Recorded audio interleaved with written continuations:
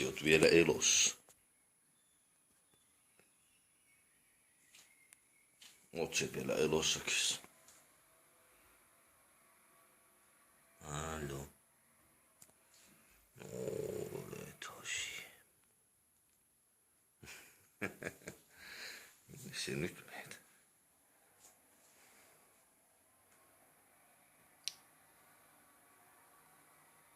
Et tiedä varmaan itsekään.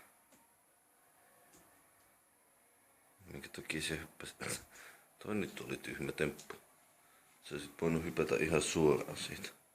Oliko toi vaan niinku osoitus, että sulla on vielä voimia jäljellä? Vaikka ootkin seniorikissa.